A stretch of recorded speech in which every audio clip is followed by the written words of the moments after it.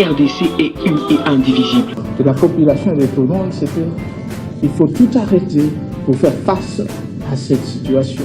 Et que nous ferons de cette terre richement bénie un réel havre de paix, de prospérité et de progrès social.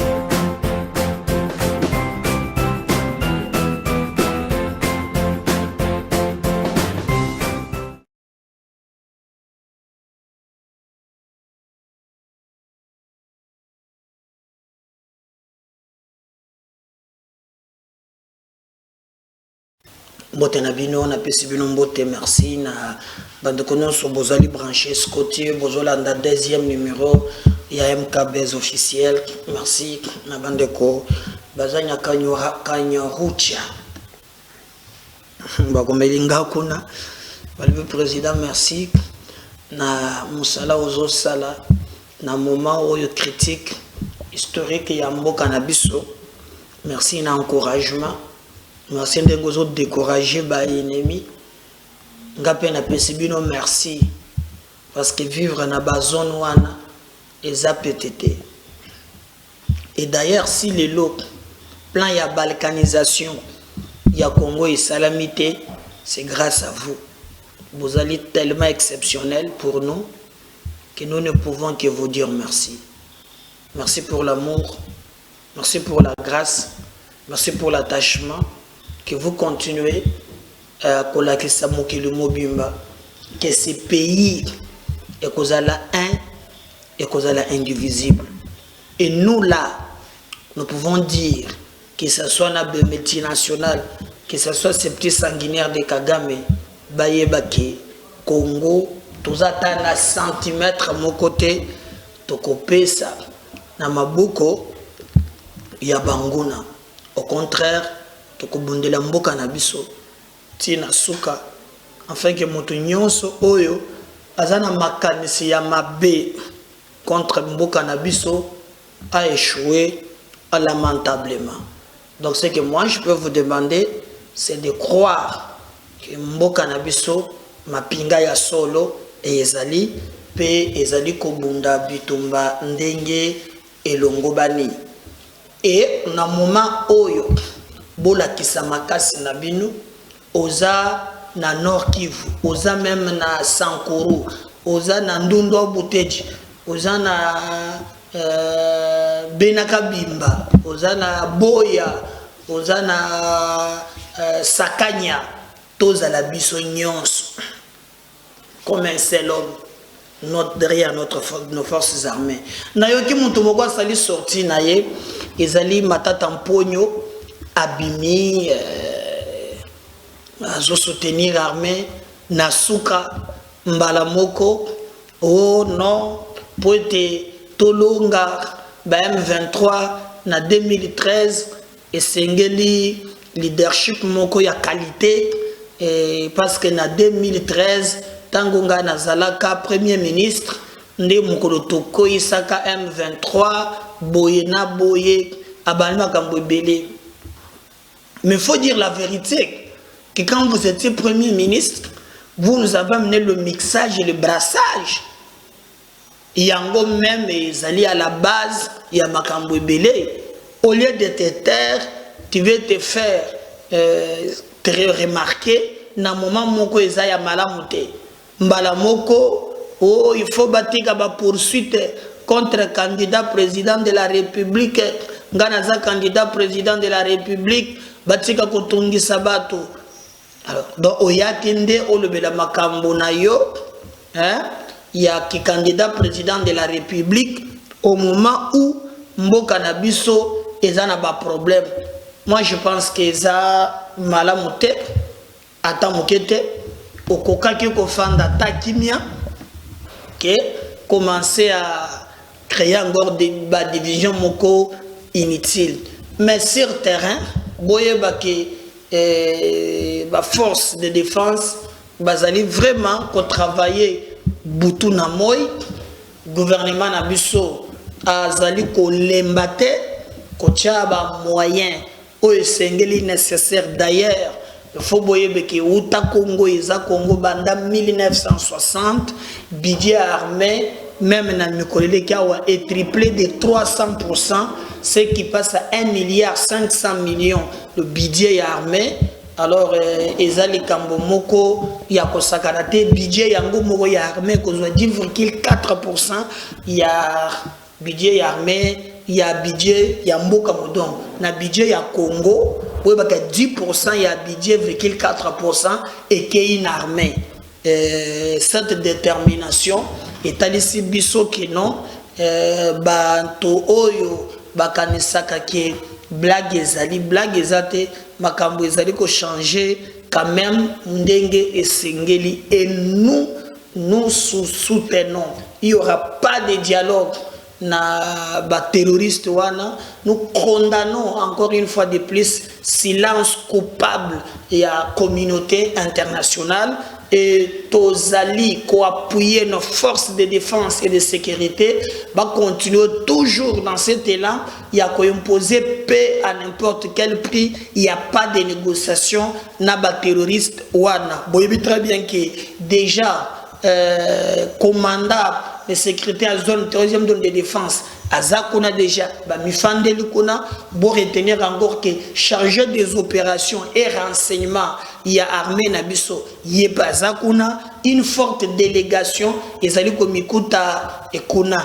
D'ailleurs les informations nous ont notre possession c'est là qui eza même na maman moko mokolo na bakan ya ba réfugiés na ba déplacés wana mwa ba secours ba nini kolia bien zate et ceux qui maman wana akufaki. Maintenant ce qui me touche ezali kambwana ya komona ke tango ba congolais bazo kuf à cause ya kamwa sanguinaire oyo. Mais vous avez des gens qui...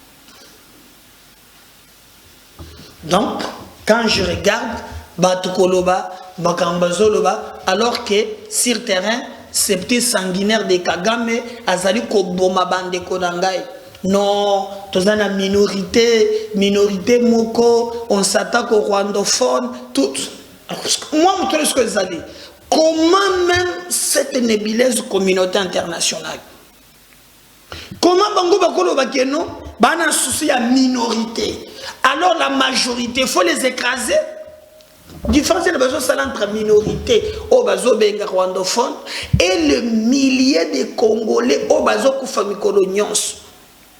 Bon mon petite vidéo moko na semaine passée il y a maman moko tango bazo na ruchuru wana maman nazolinga kima na bana na ye 4 aya glissé quelque part à Zoki makila ezotanga akamati elamba akangi mais pour ça sauver 4 bana na yabi mana bango. Bawana baza batouté. Donc batou baza les au besoin de minorité. Besoin de minorité. C'est quoi cette histoire? C'est quoi ça comme histoire les gars minorité wana? On doit mettre fin à bêtise wana. Et nous devons travailler pour notre pays. Sans qu'il y ait de gauche et droite. Trop de blagues. Hein? Non, moi je ne crois pas à la bêtise.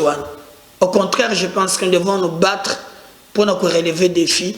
Afin que nous puissions faire des choses. Parce que condition bateau bazo mais la biso soit au fongo limi sauter ba ko na ba prétexte moko o ezo tenir debout. Et même ce qui m'a étonné bande avant na bande na kota na mojindo émission oyo ezali même le secrétaire général de l'ONU, qui même aux États-Unis, qui dit clairement, oh non, il faut RDC, pour soutenir comme l'FDLR, tout comme Rwanda, Atika M23. C'est que le prétexte c'est Ninoan. Prétexte Ninoan. Nanya kokikola kisangai na bango nyoso bazolo bawana. Ata libanga moko FDLR abwaka na Rwanda. Alors si c'est comme ça, parce que bino moto c'est un processus politique, dialogue, pourquoi vous ne faites pas aussi cette pression à Kagame? Bino ba bobé na bino. Les gens qui nous tuent, qui violent nos enfants, les Congolais qui se déplacent en masse, et vous nous demandez de dialoguer na Batouane. C'est dit n'importe quoi. Je dis n'importe quoi. Moi, je ne suis pas partie prenante dans Bilo Kouane. Et je pense d'ailleurs que le président Zalaki clair, comme Comme maintenant l'option diplomatique est allée ses limites, il y a l'option militaire. Peut-être que on déclarer publiquement boyété. Moi, le renforcement, il y a Bidier, il y a armée, il y a commis presque 10%, il y a Bidier Nabiso. Moi, je suis d'accord. Préparons-nous. Qui veut la paix prépare la guerre. Allons-y. Mais, na Zolinga, ba oyo bazoma ka positionnement personnel, ba kangana no minoko na bango.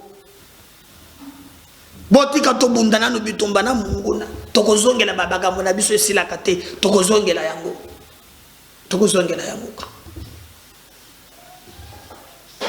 Bande konangai, en dehors de ça, je crois que l'Ikamboana, il y a infiltration, il y a banini, et comment on peut ça monter ma passe. Et d'ailleurs, na moni ba Congolais balingi mboka na bango, lobby, c'était le dimanche. Botala par exemple, bavion ye kitaki na aéroport na Congo et Kolongwa et Kei Goma et Tamboli Likolo, mais j'ai vu que ba Congolais ba na besoin de victoire. Avec na zonga na bina makambu ya muzindo, botala comment sans marcher les mots, nos forces armées bako sala musala surtout ba yebaloba ki ke tozane le côté toko sala le côté même ba yebazo sous-estimer biso ba moni ke bango ba koki ko sala nyons mais ba yeba ke toko surprendre bango mobilisation population azanango na moi matériel oyo bato ba yeba kité et comme ko kita awa et kozala vraiment likambo ya monene pe bato bako kamo. Alors bande konangai TV za la radiothèque, je vais vous laisser suivre botala ba avion oyo mais botala si on ndenge survoler ndenge sali manœuvre lobby et nous allons revenir avec vous pour total sebino sukoyo mozindo ya banger tozwa quand même historique boyoka batunde ba réagir et juste après cela nous allons revenir pour continuer na deuxième numéro il y a parti na biso ya mokolo oyalelo mais je demande toujours que vous partagez pour te opérer biso makasi afin que tous à la fois on suit on revient juste après pour continuer. Oui, bonjour mon colonel. D'abord, wana mi balé kendaki jour wana, c'est kendaki, je pense, semaine passée, kendaki. Lelo sur na tongo ba 9h et qui est sous mi balé. Donc ça n'est pas 4 ba côté kuna. Mais ego se positionner na côté qui sangane.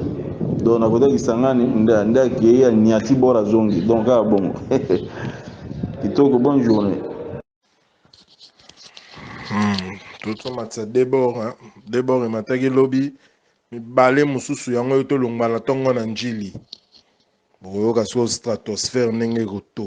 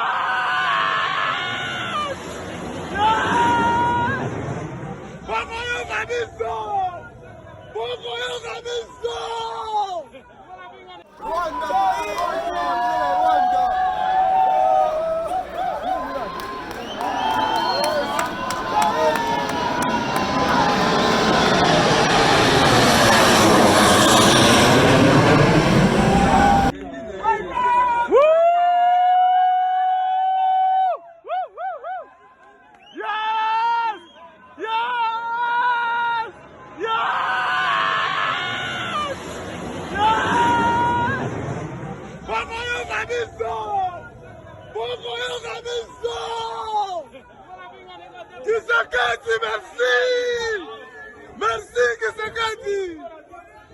Mungu ouais. Voilà. Je crois que bino moko bolandi.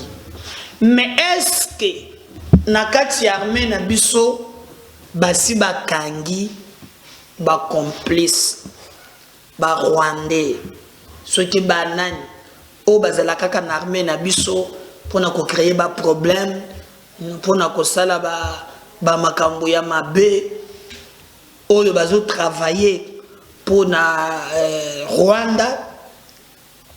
Est-ce que likambo wana eko déstabiliser armée na biso? Quel est le plan oyo tu as mis en place pour te relever défi? Plan nini? Nyonso wana eza be mituna ezo senga ba réponse. Et que moto na moto a une obligation ya ko telema pe ko défendre en réalité mboka na biso parce que sans ce pays tokosala eloko moko te. Journaliste moko atuni yango eza so makambo ya ya koloba loba te. Journaliste atuni yango na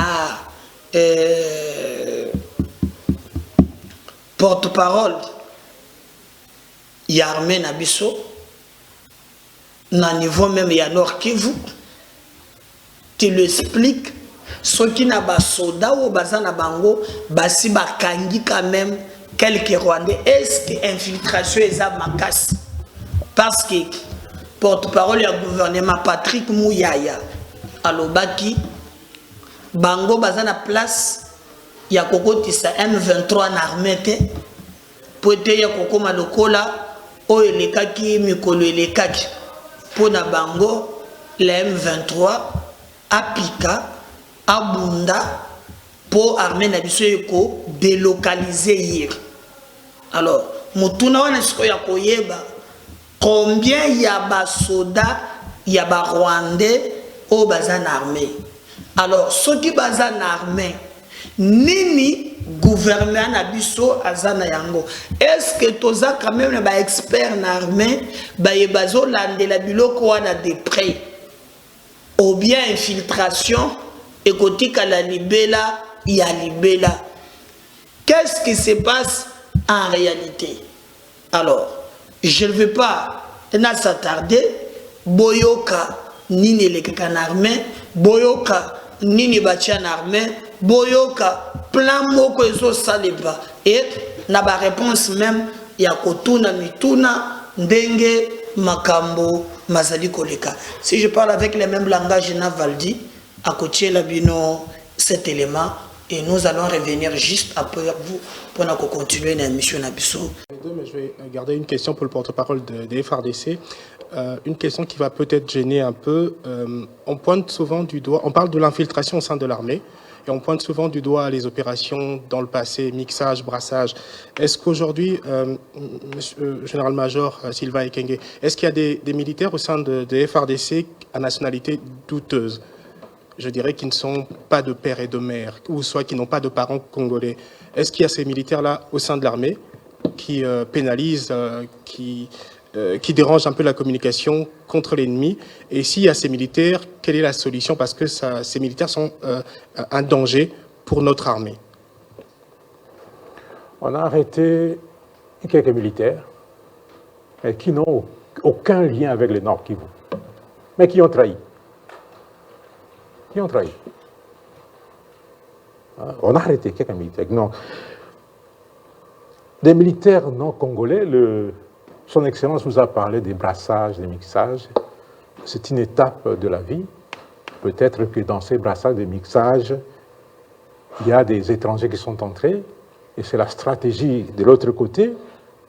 Mais vous devez savoir que dans toutes les armées du monde, on peut trouver ça. Mais nous avons des spécialistes au sein de l'armée pour déceler tous ceux qui ne sont pas avec nous.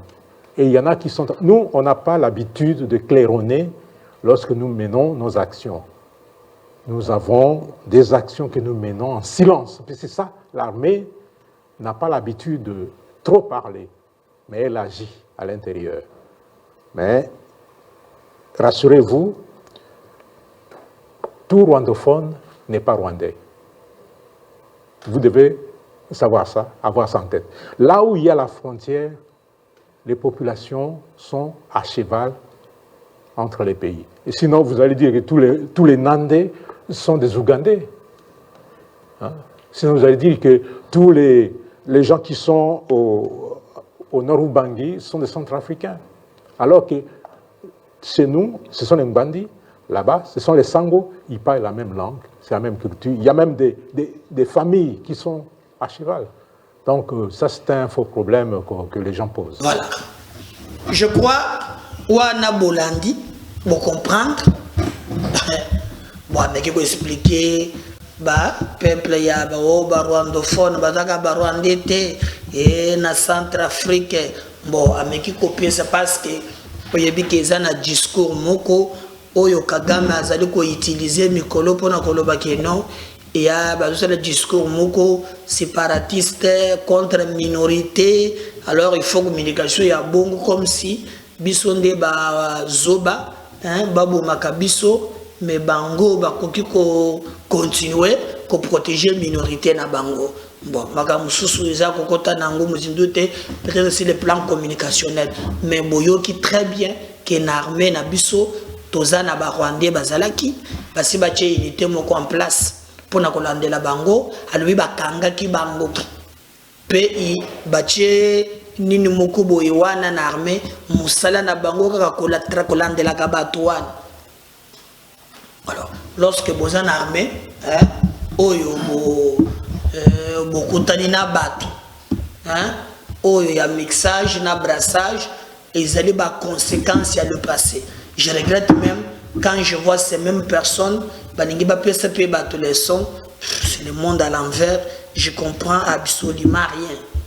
Et dans le monde à l'envers, on ne comprendra rien. Et biso, to zana isengo, ya ko continuer, pe ko yebi sabino ke to ko bondela mboka na biso tina suka et que mutu moko tani a devoir ya ko kosa biso to zala éveiller to bondela République démocratique du Congo. Sans cela, mutu ko ya ko yipso makambo mususu réalité. Alors biso to ko zala na bino parce que ça devoir to la kakibino pour to boyiba makambo zela kana est.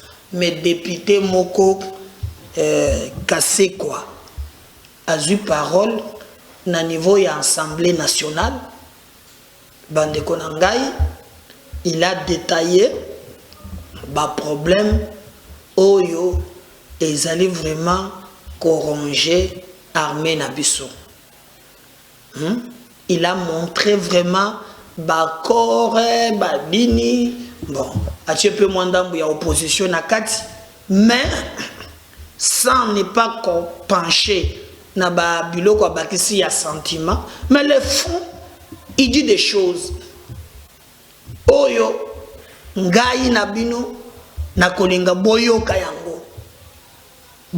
yango et nous allons revenir pour comprendre même les gens qui crient aujourd'hui problème les autres musika. Ensuite on va revenir juste après pour encore continuer avec notre émission. John Numbi et Kundabatoire à Kigali.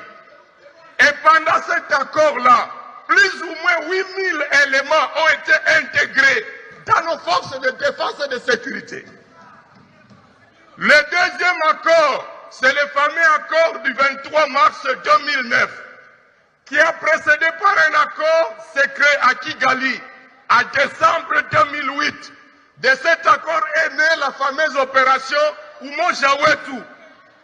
Et l'accord du 23 mars, par lequel plus ou moins 7000 éléments ont été intégrés dans l'armée. De ces accords-là, signés en dehors du Parlement, il a été convenu que ces gens-là, non identifiés, devaient rester opérés seulement au Kivu. Vous avez le livre d'un professeur congolais vaillant du centre CEPAS, qui a démontré que sur pied de ces accords, avant la 4e guerre, ces gens issus du CNDP ont obtenu 43% des fonctions de commandement au Nord Kivu, 39% des fonctions de commandement au Sud Kivu, Raison pour laquelle, chers collègues, vous êtes informés, grâce à la lettre du coordonnateur national du mécanisme de suivi des accords d'Addis Abeba, que les 11 et 12 juillet 2019, il a été signé à nouveau des accords sous la facilitation du Rwanda. Qu'en date du 28 octobre 2019, qu'une feuille de route a été définie en vue d'octroyer l'amnistie, l'intégration militaire et l'intégration politique à ces ex-M23. Si aujourd'hui, chers collègues, nous votons en faveur de la loi d'habilitation, nous savons que les fameux dialogues de Nairobi ont commencé. Et vous tous ici, toute la nation dit non contre ces négociations. Qu'adviendrait-il si, à notre absence, à nouveau, des accords secrets sont signés pour permettre à... Voilà. Je crois que Wana Bolande Zali cassé quoi Bolande, comment il nous explique Namakambo Wana, mais aussi, je peux faire Bolande peu, Premier ministre, Samalukonde Kenge, il n'est pas à s'exprimer. À s'exprimer, notre Premier ministre à s'exprimer. Bande Konangai, je vais vous laisser suivre ce qu'il lui aussi pense. Parce qu'il est le chef du gouvernement. Ma tante a attaqué à le leadership moko faible, tout ça. Alors qu'il y a triplé même budget. Il y a armée. Ma tante a lui qui parle, qui est expert, a tiré budget n'a combien. Mais au moins, il s'exprime comme Premier ministre. Je vais vous laisser suivre Samalukonde et on va revenir juste après pour continuer. Honorable Président, honorables membres du Bureau, honorables députés nationaux.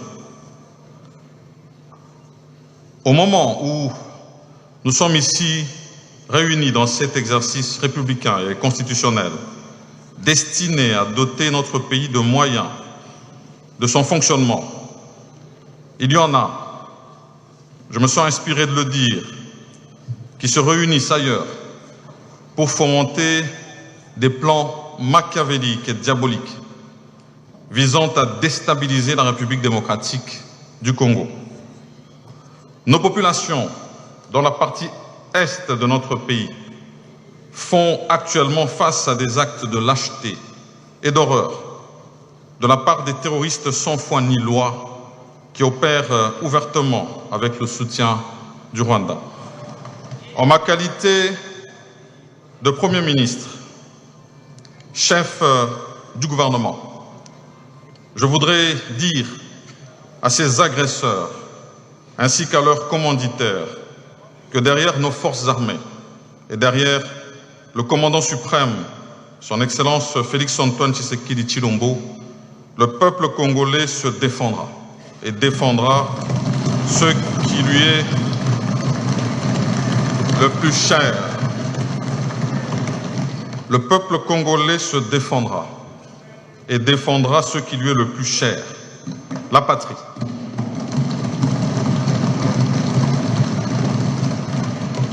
Dans cette contre-offensive, aucun millimètre carré de notre territoire ne sera cédé à qui que ce soit.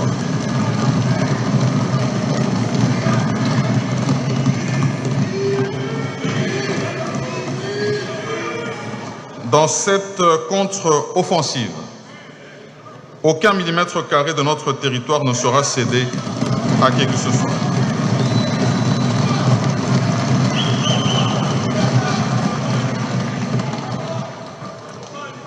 Traverser la frontière est une chose.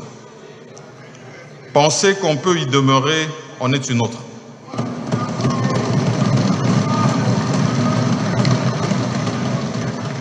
Nos ennemis usent des moyens les plus vils et les plus sournois pour tuer, violer, massacrer pour atteindre leurs objectifs maléfiques, en bafouant totalement les principes sacrés du droit international et du droit international humanitaire. nous répliquerons et userons de tous les moyens de défense que nous offrent les normes internationales pour les mettre hors d'état de nuire et ramener la paix sur toute l'étendue du territoire national. Dans ce combat, le gouvernement sait compter sur l'engagement et le sens de responsabilité habituel des représentants de la nation que vous êtes.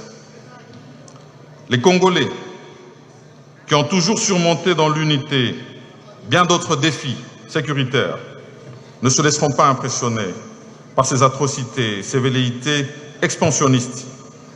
Ils les surmonteront et les vaincront. Et le gouvernement, sous l'impulsion de son Excellence, Monsieur le Président de la République, chef de l'État, joue et jouera sa partition. Dans cette agression, ce n'est pas l'Est du pays qui est visé, c'est toute la République démocratique du Congo.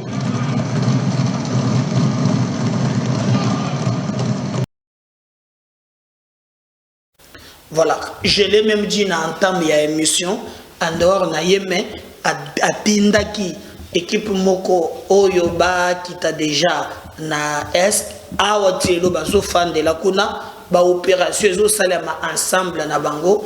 Je vais vous laisser suivre délégation au gouvernementale, où ils allaient même na chef, il y a commandant 3e zone de défense, chargé des opérations et les autres, Botala Circaran, comment planning et Salema. On va revenir juste pour continuer avec notre émission. Pourquoi ils ont le pouvoir de se taper la poitrine et de dire que ce sont les accords du 23 mars, alors qu'au départ, en 2008, les autres résistants avaient été associés. Ces accords leur a offert aussi des postes stratégiques au sein du gouvernement et même au sein de l'armée. Et actuellement, on en dénombre plus de 38 généraux issus de tous ces mouvements d'agression et plus de 600 colonels. Les majors et les capitaines, on n'en parle pas. Les déclarations de Nairobi ont eu lieu après avoir défait militairement les M23 qui avaient fui vers l'Ouganda et le Rwanda. Et donc, je ne vois pas comment le gouvernement congolais pouvait aller négocier un envahisseur qui l'a envahi chez lui. Le gouvernement y a trouvé la possibilité de le malmener jusqu'à les bouter hors d'état de nuire et d'aller les négocier pour quelle fin? Pour quelle finalité? Pouvons-nous imaginer un seul instant que quelqu'un vient t'agresser, il viole ta femme dans ta chambre à coucher, tu le frappes sérieusement jusqu'à fuir et puis tu les trouves dehors pour aller les négocier? C'est inconcevable ces accords que propose la communauté internationale à l'égard de notre pays. Et donc, nous décidons de prendre notre destin en main. Nous décidons de nous défendre sans attendre l'autorisation de qui que ce soit, et de la MONUSCO, et de la communauté internationale, et du gouvernement congolais qui continue à tergiverser, qui continue à faire des yeux doux aux agresseurs bien identifiés, qui nous ont déjà causé tous ces torts. Nous n'attendrons donc pas l'autorisation de qui que ce soit. Nous sommes engagés au front depuis bientôt 3 mois, sans aucun soutien logistique militaire, sans aucun soutien logistique alimentaire, mais nous tenons et nous irons jusqu'au bout. Personne ne nous découragera. La situation actuelle telle qu'elle est prévue dans les Rutshuru, nous ne faisons pas face au M23, non. Nous faisons face au Rwanda, nous faisons face à l'Ouganda, et nous ne comprenons pas comment le gouvernement congolais peut continuer à entretenir des relations diplomatiques avec ses voisins hypocrites. Nous ne comprenons pas comment le gouvernement congolais peut continuer à maintenir les militaires ougandais sur le sol congolais, je dis bien à Beni et dans la province orientale, dans une coopération que nous jugeons d'une alliance contre nature, alors que les mêmes Ougandais sont en train de nous poignarder le dos à Bunagana, à Kabindi, à Tchenguerero, à Rwankuba et ailleurs. Nous voyons de mauvais œil la présence de l'ambassadeur rwandais, malgré toutes les dénonciations que nous avons faites, malgré toutes les manifestations. Nous ne voyons pas comment le gouvernement congolais tarde ou tergiverse à les renvoyer. Ubaki kwa mkono ya adui, tutamupika vita mpaka atarudi kwenye alipotoka. Nabanza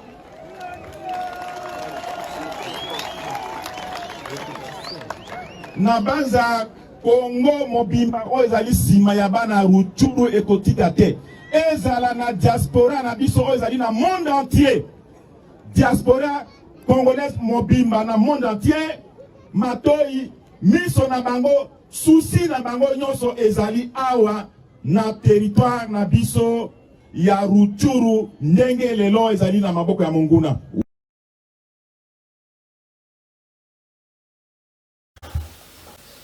Allez-y, nos FARDC. Togolais Bassimate. Si le Seigneur ne revenait pas, moi je vais revenir na numéro Moussous. À tout à l'heure. Bye.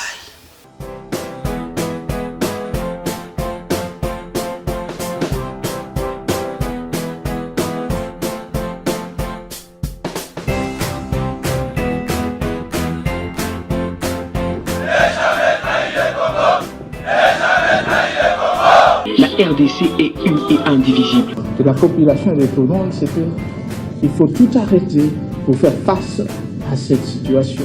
Et que nous ferons de cette terre richement bénie un réel havre de paix, de prospérité et de progrès social.